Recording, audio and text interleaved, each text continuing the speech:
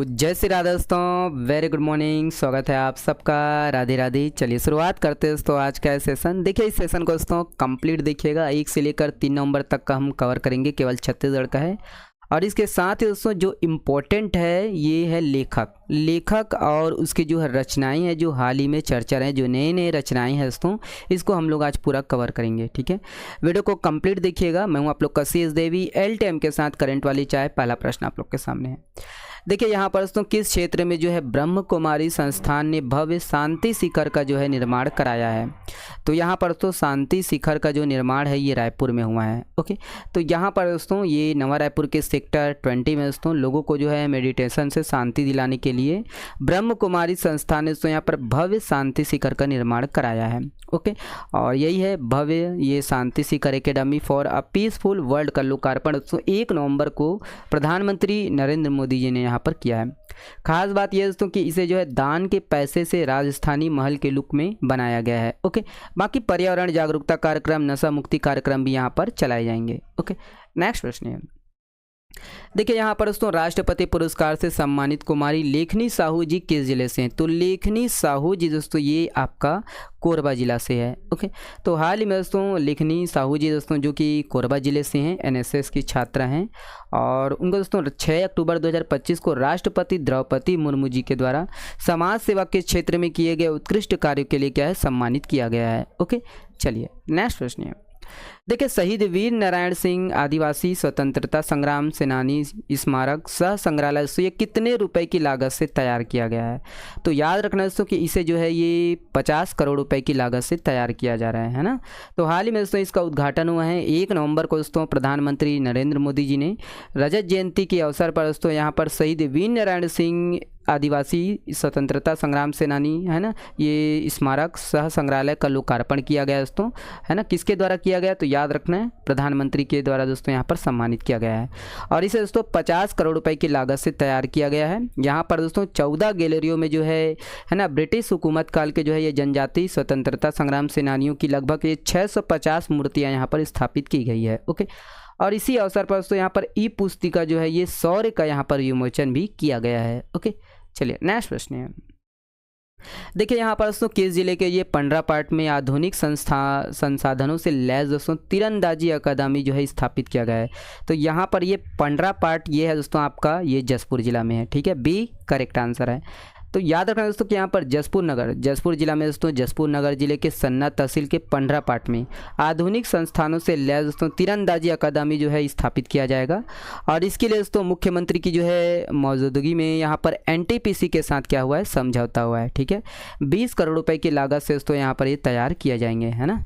चलिए नेक्स्ट प्रश्न ये देखिए, यहाँ से दोस्तों केवल वही देखेंगे, है ना, ये बहुत इंपॉर्टेंट है, ये आपको कहीं मिलेगा नहीं। रचनाएं है ना, जो नवीन रचनाएं हैं और उनके जो रचनाकार हैं जो भी हाल ही में विमोचन हुए हैं या चर्चा में रहे हैं, इसको देखेंगे।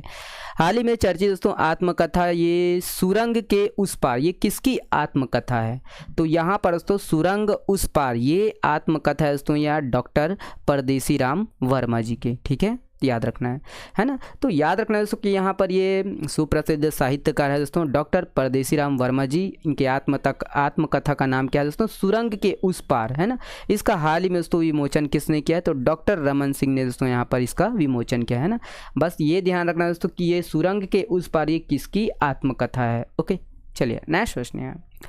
देखिए यहाँ पर किसके रचनाकार की जो है व्यंग उपन्यास किस्सा बहराम चोट्टे का हाल ही में दोस्तों इसका विमोचन हुआ है। तो ये किस्सा बहराम चोट्टे का ये विश्वेंद्र ठाकुर जी की रचना है ना। तो हाल ही में हम लोग इसको कवर किए थे। ये बस ध्यान रखना दोस्तों कि यहाँ पर रचना किसके हैं तो स्वर्गीय विश्वेंद्र ठाकुर जी की रचना है ये किस्सा बहराम चोट्टे का, और 65 वर्ष के बाद इसका जो है पुनः विमोचन किया है। ओके, ध्यान रखना है ना।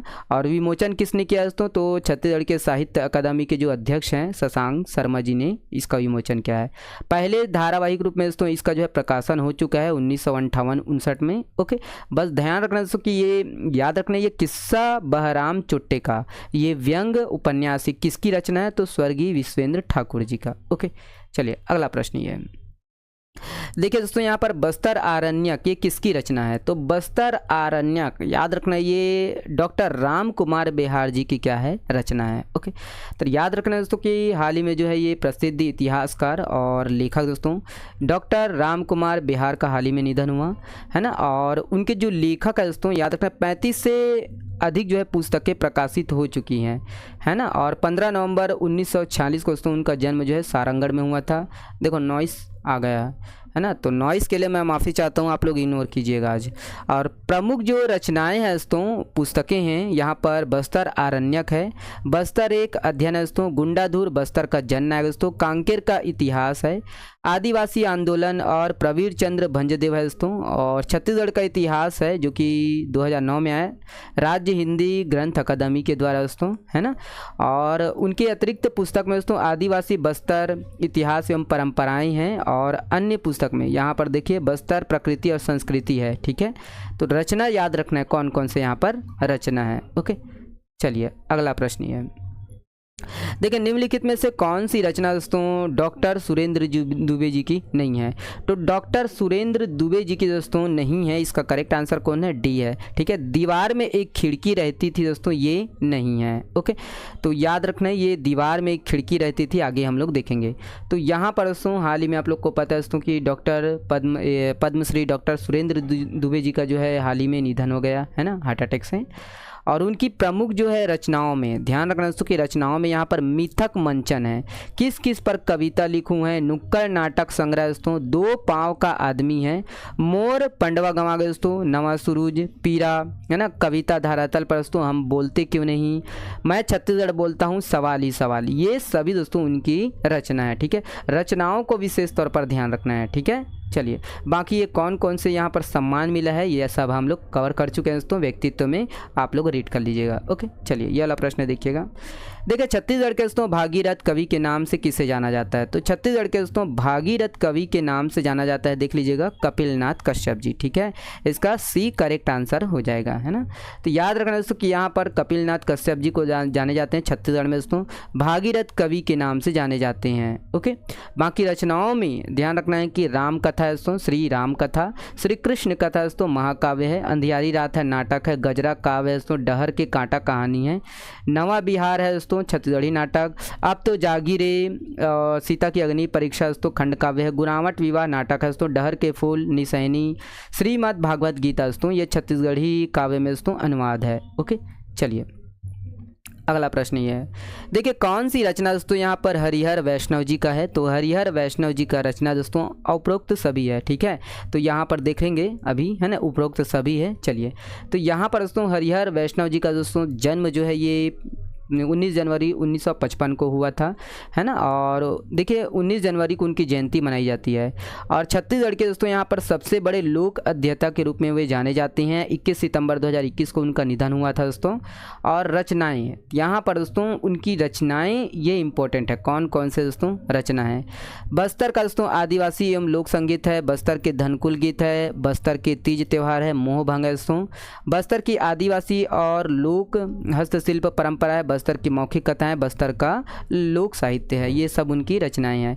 और भी है राजा और बेल कन्या। ठीक है, और बस्तर की गीत कथाएं, बस्तर की लोक कथाएं, लक्ष्मी जगार धनकुल, बस्तर की भतरी लोक कथाएं, तीजा जगार, ये सब दोस्तों हरिहर वैष्णव जी की यहाँ पर रचनाएं हैं। ओके, चलिए अगला प्रश्न ये है, देखिए नौकर की कमीज दोस्तों ये किसकी रचना है, तो नौकर की कमीज दोस्तों विनोद कुमार शुक्ल जी की है। ओके, तो याद रखना है यहाँ पर, तो देख लीजिएगा दोस्तों कि यह पता ही है कि 59वां जो है ज्ञानपीठ हिंदी के क्षेत्र में दोस्तों किसे मिला, तो विनोद कुमार शुक्ल जी को मिला है। कहानी उनकी रचनाओं में दोस्तों कहानी संग्रह देखिए पेड़ पर कमरा महाविद्यालय है, उपन्यास दोस्तों नौकर की कमीज है, खिलेगा तो देखेंगे दीवार में एक खिड़की रहती थी, और कविता में दोस्तों यहाँ पर जय हिंद है दोस्तों, और वह आदमी चला गया गर्म कोट पहनकर विचार की तरह, सब कुछ होना बचा रहेगा अतिरिक्त नहीं है, कविता से लंबी कविता, आकाश धरती को खटखटाता है ना। और भी है ये हरी घास की छप्पर वाली झोपड़ी और बौना पहाड़ है दोस्तों, यासी रास्ता है एक चुप्पी जगह, ये सब उनकी रचना है। बाकी कौन कौन से पुरस्कार मिला है ये आप लोग देख लीजिएगा। ओके, चलिए आज का सेशन देखने के लिए बहुत बहुत धन्यवाद, शुक्रिया। वीडियो पसंद आया तो शेयर कीजिएगा, धन्यवाद।